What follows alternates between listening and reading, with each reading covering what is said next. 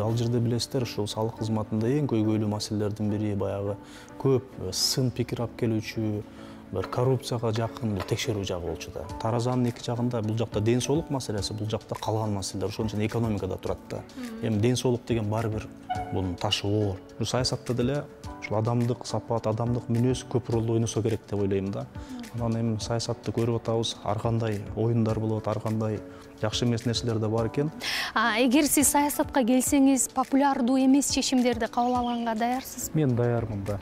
Бизде баягы шаблондуу эле болуп жүргөн эле чечимдерди кабыл алып жүрүп, өзгөрүүлөр аз да. Окуп жүргөндө баягы 1 айлык мөөнөт квартирага төлөш бат эле келе берет да. Эң чечим мындай, бир бөлмө болсо дагы өзүмдүк болсо экен.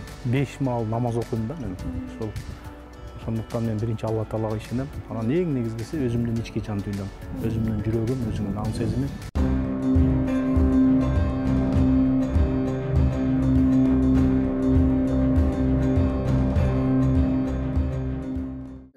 Осмонов. Бул ысымды экономика жана каржы чөйрөсүндөгүлөр, ишкерлер жакшы таанышат. Кызматтык карьерасында аткаруу бийлигиндеги бардык тепкичтерди басып өткөн. Өлкөнүн башкы салыкчысы, андан кийин экономикалык кылмыштар боюнча мамлекеттик кызматтын төрагасы болуп иштеген. Мактоо азыраак, сын пикирлер арбын айтылган бул кызматтарды жететтөө, түйшүктүү жана жоопкерчиликти талап кылары белгилүү. Замирбек Осмонов бул жолду кантип басып өттү? Мектепти жаңы аяктап, чоң турмушка сапар алган жигитти күтүп турган сыноолор да сындыра алган эмес. Кудайга шүгүр деп айтам да. Ушул кыйын мезгилге туш келди биздин баягы жогорку окуу жайда окуган учурубуз 92-жылы Бишкек шаарына келип окуп калдым. Билесиз, ошол кезде жаңы эле сайыз ыдырап туруп, баш аягыбызды таппай калган учурубуз болчу да. Анан мен ушул айылда ата-энем мугалим болуп иштеп, ошол учурда айлыктар да берилбей калып, бирок ошол ата-энемдин айтып, түнү күндүз кулакка куюп билим керек дегенден ошол билим алдык. Анан ушул мен ушул жашоомдо канча кызматтарда да жүрдүм. Жаман кишилерге Алла Таала мени кезиктирген жок да, мен ушунтип ойлойм. Анан ишенчектигим, өзүм кандай адам өзү кандай болсо, башканы да ошондой көрөт деп мен эч кимден жамандык күтпөйм да. Элибизде сөз бар го, кыйын мезгил күчтүү кишилерди жаратат деп.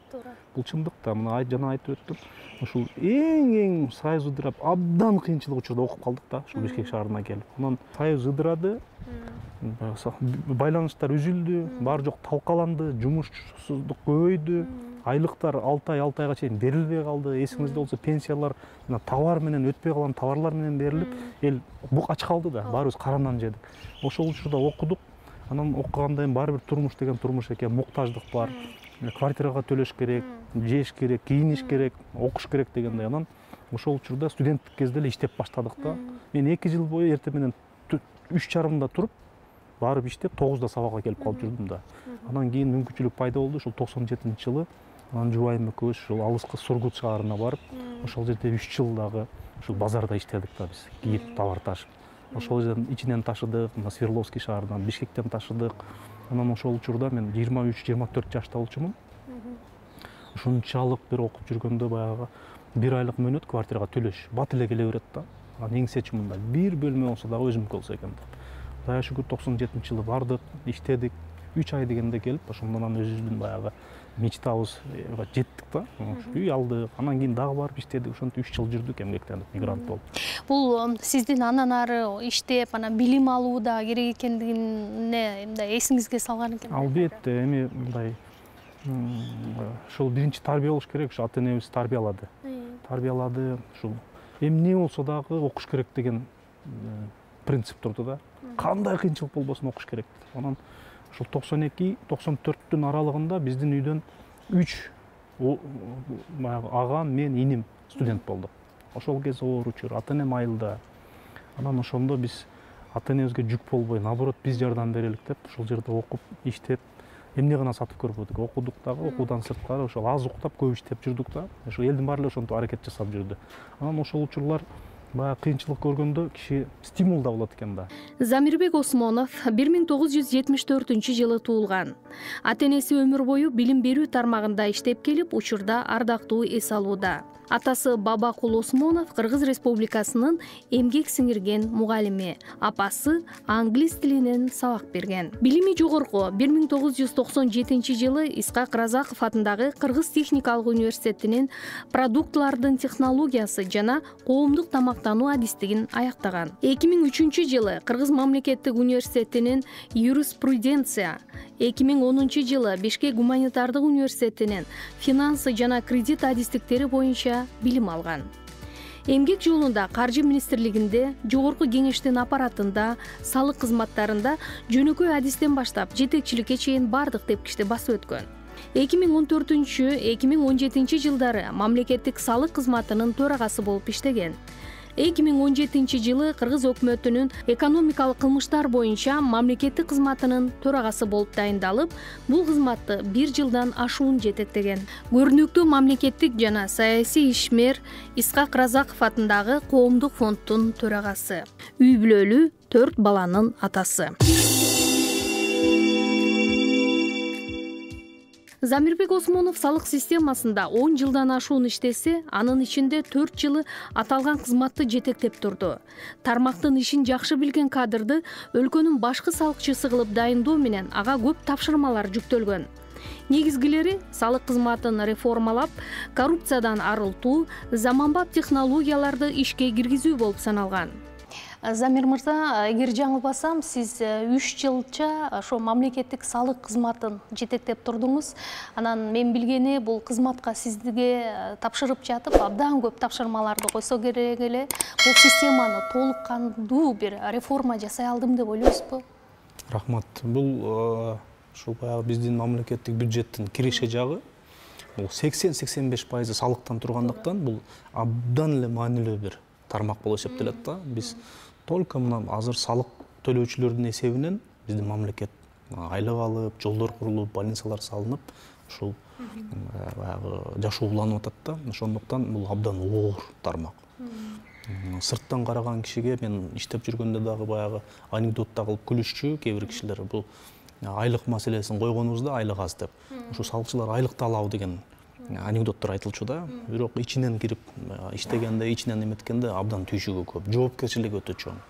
Анан ошол Кудайдын буйругу экен, 2014-жылы ошол төрага болуп бекилип калдым. Ага төрагалыкка чейин бир 2 ай милдетин аткаруучу болдум. Билесиздер, ага чейин баягы статкатчы болчумун. Негизинде эле бул системада көбүрөөк иштеп келбедиңиз? Көбүрөөк иштеп калдым да. Ооба. Анан ал жерде жамаат да чоң, 2,5 миңден тегерегинде кызматкерлер иштейт. Анан ушундай тапшырма турду. Эми жылдан жылга мамлекетте баягы каражатка болгон муктаждык көбөйөт да, себеби биз өнүгүшүбүз керек. Бюджет бекилет, бюджетте болсо өсүү ыргагы менен бюджетти бекитип берет. Ошону биз аткара албай калсак, демек бул жактан кээ бир иштер аткарылбай калып коркунучу бар да. Ошону сезиш керек да. Анан ушундай мамлекет жетекчилери тараптан дагы ушундай талаптар коюлду. Ошол бюджет толук бойдон 100% камсыз болуш керек. Ошол эле учурда биздин ишкерлерди кыйнабай, аларга дагы жакшы шарт түзүлүш керек. Мына баланс болуш керек да. Бул жактан шарт түзүлүш керек, бул жактан бюджет дагы экөө тең капа болбош керек. Анан ошонун үстүндө иштедик. Бул баягы жашыруун эмес. Мына эл аралык кээ бир уюмдар, мына экономика министрлиги ошол учурда дагы изилдөөлөрдү жүргүзүп, көмүскө экономиканын көлөмү канча деген маселе боюнча 39% деп ошондо эсептеген болчу. Анан ошол көмүскөнү чыгарыш керек болду да. Анан мунун чыгаруунун кандай жолу бар, эффективдүү жолу? Биздин алдыбызда тапшырма. Албетте жанагы мыйзамдарды биз жакшылап оңдошубуз керек. Экинчи жагы, эң негизги жагы мына санариптештирүүгө өткөрүшүбүз керек. Ошо салык чогултуу процедураларынын баарысын модернизациялап, автоматташтырып, анан өзүбүздүн дагы түзүм структураны ошого ылайыктап, ошол эле кезде кызматкерлердин баягы билим деңгээлин жогорулатып окутуп, ушундай бир комплекстүү иш жүргүзүшкө туура келди да. Бир чети адам ресурсунун дагы азыраак катышы болот да. Сөзсүз түрдө ал жерде билесиздер, ушул салык кызматында эң көйгөйлүү маселелердин бири баягы көп сын пикир алып келүүчү, бир коррупцияга жакын текшерүү жагы болчу да. Биз дагы ошол маселеге көп көңүл бурдук дагы. Анан өзүнчө атайын программа иштелип чыкты. Бул программа ишкерлерди текшерүүнү пландаштыруу автоматташтырылды. Адамдык фактор ал жерден алынды дагы. Тобокелчилиги бар гана ишкерлерге текшерүү болсун деген. То есть даректүү түрдө же точечный. Сен жакшы иштейсиңби? Сенден күмөн жокпу? Сага такыр салыктык текшерүү болбош керек деген принциптерди кылдык да. Мунун баарын ишке ашырыш үчүн ошолорду жана мен айткандай өзүбүздүн структуралык өзгөрүүлөр, кыскартуулар, ашыкча звенолорду жоюу. Мына бизде автоматташтыруу толук бойдон 14-жыл аяктады. Биз ошол жылдардан баштап жанакы район менен борбордук аппараттын ортосундагы звенолорду жоюп баштадык. Мурун областтар бар болчу, областты жоюп туруп, бирок тобокелчиликтерди баягы кыскартуу максатында региондор аралык бөлүмдөр калган болчу. Аларды дагы биз 2015-жылы толук жоюп бүттүк да. Анан ошол текшерүүлөр автоматташтырылды. 2015-жылы сиздер билесиздер, биздин мамлекетибиз жанагы Евразиялык экономикалык биримдикке мүчө болуп кирди август айында. Ошол учурга менин баягы төрагалыктагы кызматым дал келип калды. Ошону ишке ашырыш үчүн киргенден кийин жаңы функциялар бизге келди да. Ошону ийгиликтүү алып кетиш үчүн көп иш жасаганга туура келди. Ал ошол эле ЕАЭСтин мыйзамдарын биздин мыйзамдар менен айкалыштыруу, биздин кызматкерлерди даярдоо, биздин салыктык системаны адаптация кылуу. Билесиздер, мына Ысык Ата районунда, Таласта, Панфилов районунда биздин ушу Казакстан менен чектешкен чек аралар бар, жүк өтүүчү. Ошол жерде мурда биз биримдикке киргенге чейин бажы кызматы туруп, физикалык түрдө контролдон өткөрсө, ал жерде киргенден кийин жоюлуп туруп, бирок ошол эле кирген жүк көзөмөлсүз өтүп туруп, бирок ошол эле учурда көзөмөл биздин баягы жоопкерчилик бизге жатты да. Анан баягы бул биринчи жолу ошондой ишке ашып аткандыктан өзүнчө ошондо тобокелчиликте практикалык түрдө көрдүк биз. Кээ бир ишкерлер мындай болду да, товарды алып келесиз, алып келгенден кийин ошол бир айдын ичинде ошо салык кызматына өзүңүз ыктыярдуу түрдө келип, эмне алып келдиңиз, канчага алып келдиңиз, отчет бериш керек. Анан ошону кээ бир баягы ишкерлер өзүнүн эмеси үчүн пайдаланып, баягы ошол кезде эсиңизде болсо керек, СМИге да чыгып атты. Ундар мисалы 15-20 сом болсо килограммы 1 сомдон деп көрсөткөн учурлар болду. Анан биз да ошол жерде ыкчым чараларды көрүп, мыйзамды өзгөртүп, бир системаны түзүш керек болду да. Кудайга шүгүр, ошондон бери ошол учурда кабыл алынган чаралар бүгүнкү күндө иштеп атат. Өзүнчө жумуш бир нукка түштү. Бирок дагы эле ошол жерде проблемалар бар. Мунун үстүнөн иштерди алып барыш керек да. Анан эң негизги маселе азыр мына быйыл электрондук счет фактура деген нерсе мына июльдан баштап ишке кирди. Бул дагы жакшы нерсе да.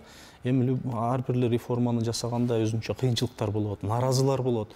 Бирок биз баары бир алдыга карап биз кадамды таштап, ошону ишке киргизип, бирок ошол эле учурда дагы оңдоп, корректировкалап кете беришибиз керек да.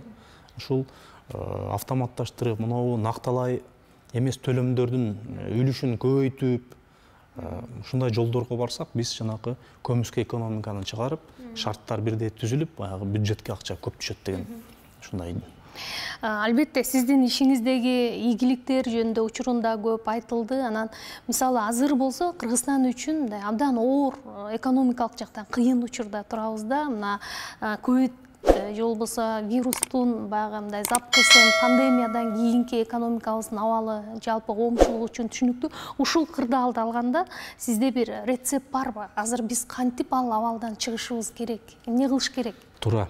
Мына жылдын башынан бери эле бул баягы Кытайдан башталды, декабрда уктук. Анан январда бизде дагы ушул бийлик башчылар чараларды көрүп баштады. Телевизордон, радиодон угуп, СМИлерден окуп аттык. Анан ошону жайылтууну токтотуу максатында биздин өкмөт дагы жанакындай кескин чараларды кабыл алганга мажбур болду да. Бул жерде мына таразанын эки жагында, бул жакта ден соолук маселеси, бул жакта калган маселелер, ошон үчүн экономикада турат да. Эми ден соолук деген баары бир бунун ташы оор. Ошо ден соолукту сакташ үчүн, адамдын өмүрүн сактап калыш үчүн ошондой бир карантин маселелери, жанагы өзгөчө кырдаал, өзгөчө абал деген кабыл алынып, баягы бизнес токтоп калды да.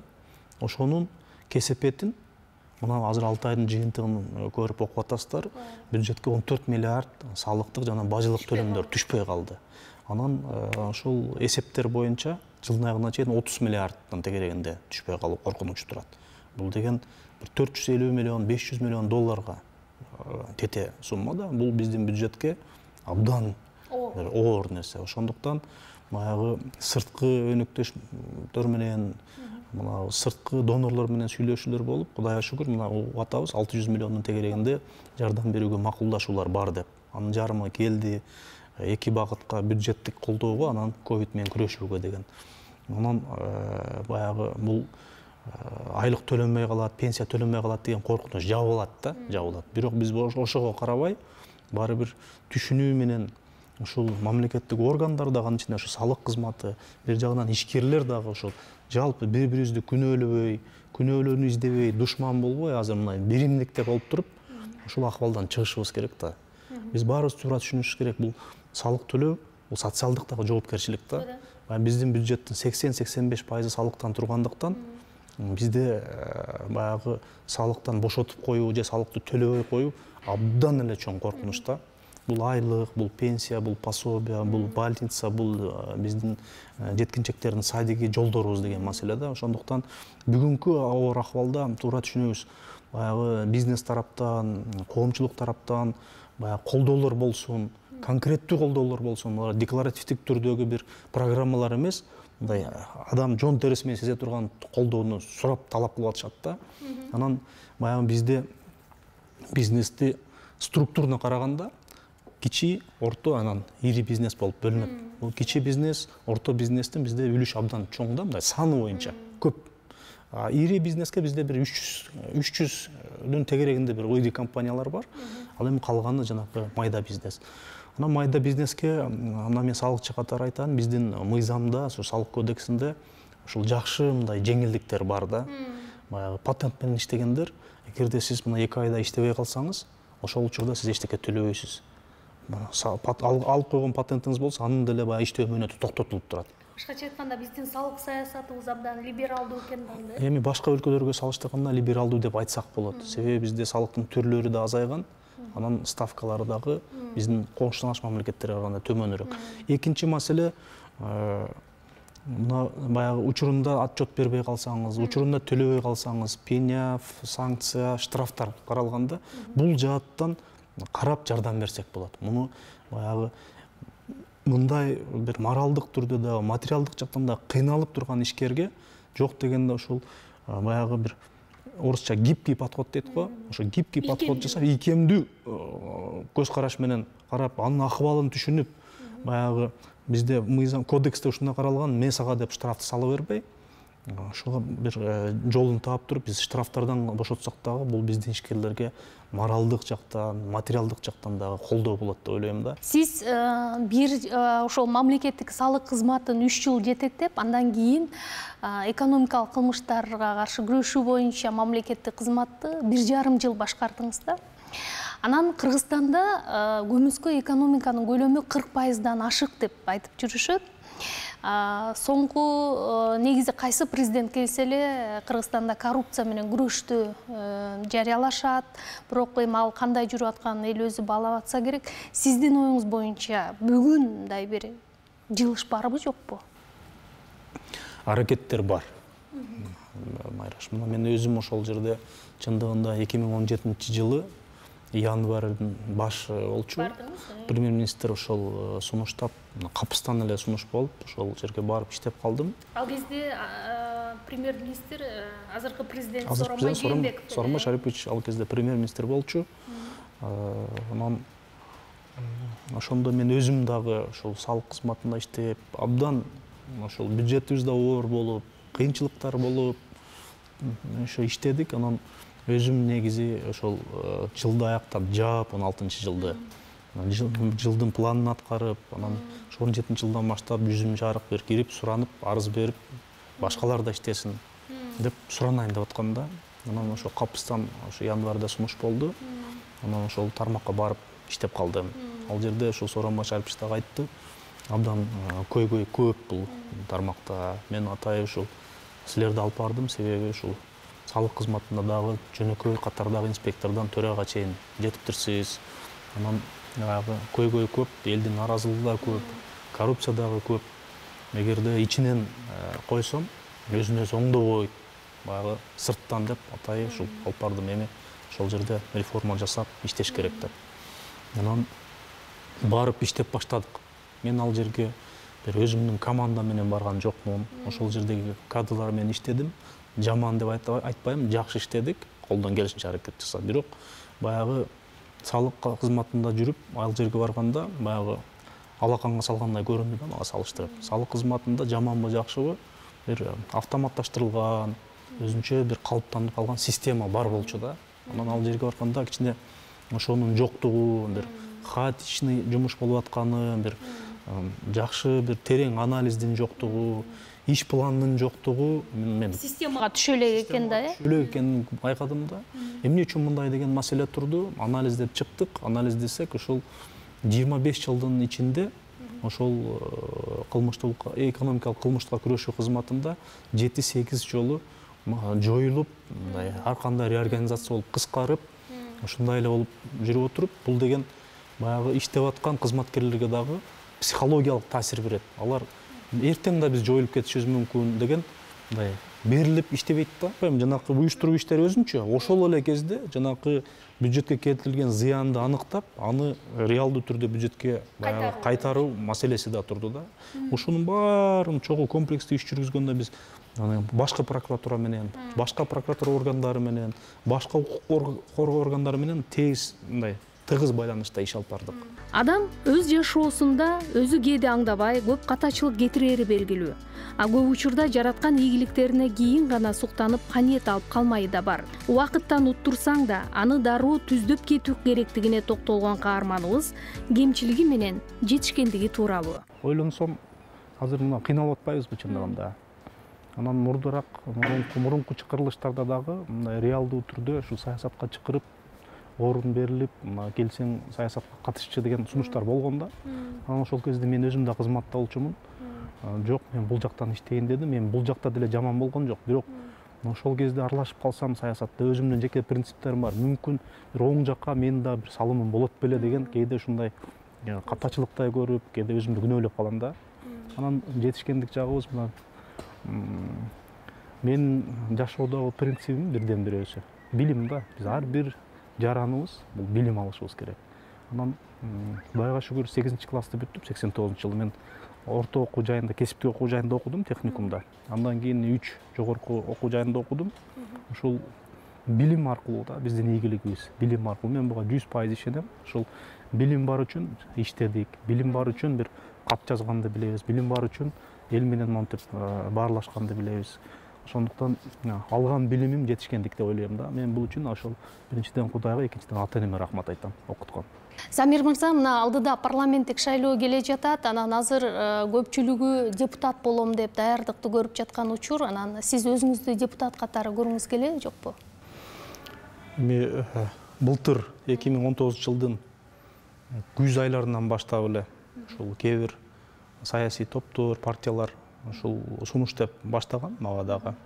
Ошол кезде эртерээк болчу, мен дагы бирок ошол учурда андай каалоом да жок болчу, кызыкчу да эмес. Мен анан сунуш беришип, ойлорун айтып, андан кийин дагы 2-3 ошо партиялар айтып баштады быйыл. Анан ушул өзүм ата-энем менен сүйлөшүп, жакындар менен, саясаттагы тааныш ага-инилер менен акылдашып, анан ушул аттан сакты деген ой келди да. Анан Кудай буйрса ушул жакынкы мезгилде көрөбүз. Чечим кабыл аласыз, Сиз өзүңүз кандай депутат болгуңуз келет? Анан депутат болсоңуз эң ириде көңүл бөлө турган маселе кайсы деп ойлойсуз? Рахмат. Мына ушул коомдун арасында жүрүп, парламентке болгон сын пикирлерди, парламент кандай иштеп атат, мындай азыр жумуш жок жүргөндө да көрүп атам. Ага чейин дагы өзүм ушул жетекчи болуп өкмөт тарапта иштедим. Ошондо дагы жогорку кеңеш менен тыгыз иштеп жүрдүм. Эми бул нерсени ичинен да көбүрөөк билип калдым да. Анан мен ойлойм, киши бир белгилүү бир жашка келгенде мындай адам катары бир мүнөзү токтолуп бир калыптанат деп ойлойм да. Мен 46 жаштамын быйыл. Анан иштедик, кичине болсо да тепкичтен өттүк, ысык суукту көрдүк. Анан адамдык сапатым бир калыптанды деп айтам да. Эң эле биринчи ушу саясатта деле ушул адамдык сапат, адамдык мүнөз көп ролду ойносо керек деп ойлойм да. Анан эми саясатты көрүп атабыз, ар кандай оюндар болот, ар кандай жакшы эмес нерселер да бар экен. Мен ойлойм ушул колумдан келишинче биринчи адамдык сапатты сактап, саясатта дагы жүзүмдү сактаганга аракет кылып, анан ушул чындыгында элдин көйгөйүн чечүүчү, элдин оң жашоосуна таасир берүүчү бир мыйзамдарга салым кошуп, ошол маселелерди көтөрүп, ошол маселелерди көтөрүп эле ортосунан же аягына жетпей таштап салбай, бир аягына чейин жеткирип, ушундай кызмат кылсам деген ой тилектерим бар да. Эгер депутат болсоңузчу, эң ириде сиз көңүл бөлө турган маселе кайсы деп ойлойсуз? Мына мен өзүңүз билесиз, ушул экономика, финансы тармагында эмгектендим. Бирок менин түшүнүгүмдө мына практикада көрүп атабыз, биринчи байлык ден соолук да, ден соолук. Өзгөчө быйылкы жылдын ушул оорусу көрсөттү. Мен ойлойм, эми келечекте ушул абдан технологиялар өнүккөн заманда ушунчалык бат өнүгүп атат. Бул дагы баягы мына быйылкы пандемия, коронавирус. Муну дагы ар кандай булактарда жазып атпайбы? Бул киши жасаган, адамдар жасаган бир вирус деп. Анан ким кепилдик берет? Кийинки жылы, андан кийинки жылдары дагы ушул бир биологиялык согуш мындан да күчтүү болот деп, болбойт деп эч ким кепилдик бере албайт да. Ошондуктан демек бизде эң алгач ден соолук. Мен ушул Кудай буйруса депутат болуп калсам, ушу социалдык маселелерге көбүрөөк көңүл бөлүп, ошону көтөрөйүн дейм да, ушул медицинага көңүл бөлүүнү. Андан кем эмес эң жогорку маселе бул билим берүү. Билим биздин келечек. Ден соолук болуш керек, билим болуш керек, анан калган нерсе болот да. Анан калганын ушул өзүм эмгектенген тармак, ушул экономика, финансы, бюджет немелерге, тармактарына ушул көңүл бурсам дейм. Замирбек Осмонов мамлекеттик иштер менен бирге коомдук иштер менен дагы алектенет. Соңку 4 жылдан бери мамлекеттик жана партиялык ишмер Исхак Разаков атындагы коомдук фондду жетектеп, улуу инсандын өрнөктүү өмүр жолун улам кийинки муунга таанытуу максатында иш-аракеттерди жасап келет. 2000-жылдан баштап 20 жыл толук болду. Ушул Исхак Разаков атындагы фонддун уюштуруучусу менен, демилгеси менен ушул 3 датада жыл сайын ушул жерде эл чогулуп биз Куран окутуп турабыз. Бул туулган күнү, каза болгон күнү, анан сөөгү кайра жерге берилген күнү 3 датада. Анан ушул иш-чараларда фонддун түздөн түз тиешеси бар. 2016 жылы ушул фондду жетектөө мага буйрук сунушталып, ошондон бери ушул фондду жетектеп жүрөм. Фонддун негизги эле максаты ушул Исхак Разаковдун эмгегин баалап, даңктап, азыркы кийинки муунга жеткирип, анан ушул тазим кылууда ошол биздин жеткинчектерге, келечекке бир өрнөк болсо, себеби ал кишини билесиздер, ушул эбегейсиз чоң жумушту жасаган. Бирок ошол жумушта жүргөн учурда дагы бул киши баягы тазалык менен, патриоттуулук менен, ушундай бир жакшы сыпаттар менен өзгөчөлөнүп турганда, өзү тоголок жетим болсо дагы Тажикстанда интернатта чоңоюп, Өзбекстанда окуп, анан ушундай бир ийгиликтерге жетишкен да. Бүгүн баягы абдан эле бир үлгү болчу киши бүгүнкү учурда. Анан биздин фонд эми ушул билесиздер, негизинен ушул 2010 жылдан кийин Исхак Разаковичка кеч болсо дагы баатыр деген наам ыйгарылды. Буга чоң рахмат. Андан кийин мына биз китептер чыгып атат, аларга көмөк көрсөтөбүз. Ушул конференцияларды уюштурганга 2018 жылы акыркы эмебиз ыйдаралык илимий конференция өттү Санкт-Петербург шаарында. Биздин демилге менен жогорку кеңештин дагы жанагы тышкы иштер боюнча комитет бар экен. Ошол жерден Каныбек Иманалиев, Жаныбек Бакчиевдер катышып келди. Мен өзүм да бардым. Ошо Санкт-Петербургда Таврида дворецте аябай жогорку деңгээлде өттү деп айтсам болот да. Анан мына быйыл атабыздын 110 жылдык юбилейи өтүш керек негизи. Бул боюнча президентибиздин жарлыгы январь айында чыкты, өкмөттүн токтому чыкты, уюштуруу комитетин түзүү боюнча. Бирок тилекке каршы коронавирус пандемиясы кичине бир тоскоолдук кылып турат. Мен ойлойм, 25 октябрь туулган күнүнө чейин кырдаал турукташса, бир жакшы нукка түшсөк, бул дагы бир жогорку деңгээлде отуруп деп ишенип турабыз. Биз өзүбүздүн фонд тараптан дагы бул өткөрүү үчүн бир топ иш планга сунуштарды даярдаганбыз, берип атабыз. Мен ойлойм, булардын немелери кабыл алынса керек. Бара-бара ушул биздин сунуштар ишке ашат деп ишенип турабыз да. Исхак Разаков өзү бекем тутунган, ак иштеген адам акыры жамандык көрбөйт деген принцип Замирбек Осмоновдун да көкүрөгүндө. Бул ой туюм дайым менен дейт, ал биз менен маектешип жатып. Мүнөз деген нерсе жөнүндө мындай басым жасап сурагым келет да. Ушул мүнөз деген эме нерсе характер деп коебуз го орусча. Саясатчы үчүн канчалык мааниге ээ деп ойлойсуз? Мен ойлойм, саясат үчүн дагы бул ошол өзөк болуш керек да. Ошол ар бир адам өзү Алла Тааланын берген мүнөз менен жаралат, төрөлөт. Анан кийин ошол жашоодогу өзүнүн чөйрөсүнө жараша мүнөз пайда калыптанат да. Анан ошол бул баягы адам төрөлгөндөн кийин ата энесинин тарбиясы, мектептеги алган билими, андан кийинки окуу жайдагы кызматы, ошол чөйрөсү, ошол жакшы мүнөзгө адам сапатка ээ болуп туруп, анан ошондой кишилер бир саясатка барып, ошол саясатта дагы чечим кабыл алуу учурунда ошол адамдык мүнөзүн сактап туруп, анан кийин иш кылса, менимче бул жакшы болот да. Эгер сиз саясатка келсеңиз, популярдуу эмес чечимдерди кабыл алганга даярсызбы? Мен даярмын да. Бизде баягы шаблондуу эле болуп жүргөн эле чечимдерди кабыл алып жүрүп, мындай өзгөрүүлөр аз да. Биз ушул популярдуу эмес чечимдерди, стандарттык эмес чечимдерди кабыл алганга даяр болушубуз керек. Мен ошондойго даярмын.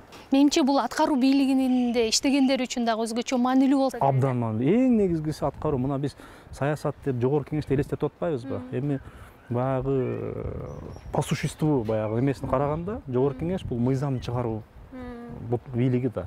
Алар ошо элдин үнүн жеткирип жогору жакка өкмөткө, анан ошо элдин жашоосуна таасир берүүчү жакшы мыйзамдарды кабыл алып, анан ошону көзөмөлдөш керек. Бардык аткаруучу орган бул аткаруу бийлиги да, өкмөт.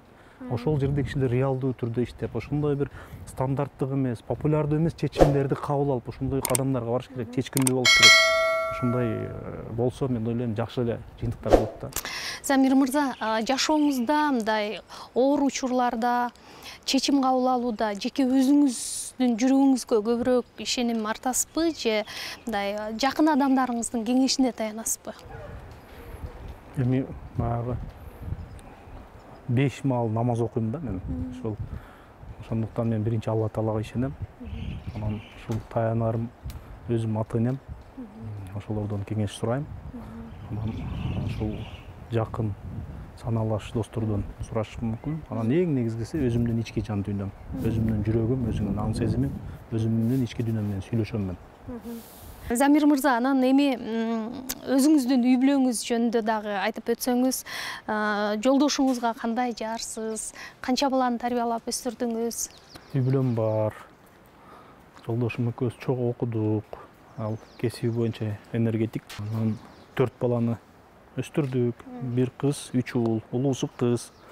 Кызым болсо 2 жыл болду, өзүнчө бүлө куруп турмушка чыкты, күйөө балам менен жашап атышат. 1 кызы бар. Бир неберебиз бар да. Анан уже академия, жана медицина академиясында окуп, ошол жерде кызыл диплом менен бүттү. Азыр ординатурасын өтүп атат, кызын тарбиялап атат. Анан 3 эркек уулум бар.